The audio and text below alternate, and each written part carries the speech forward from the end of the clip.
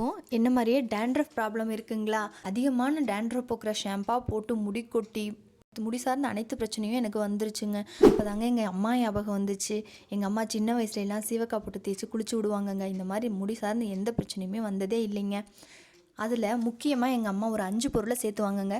நீங்களும் கூட சீவக்காய் கூட சேர்த்து அரைச்சி போட்டு பாருங்கள். எங்கள் அம்மா அதிக அளவில் நீம் லீவ்ஸ் போடுவாங்கங்க.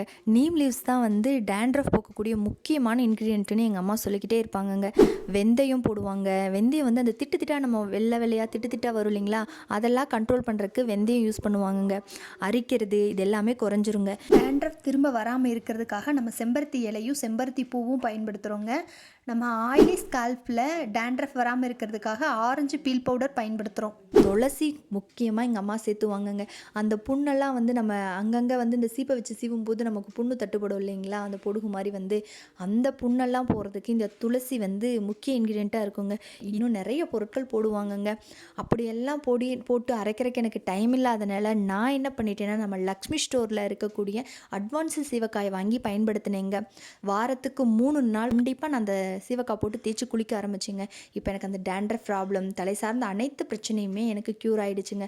அதனால தான் உங்களுக்கும் நான் வந்து இதை ரெக்கமெண்ட் பண்ணுறேங்க. உங்களுக்கு பிடிச்சவங்க அதை வாங்கி பயன்படுத்துங்க.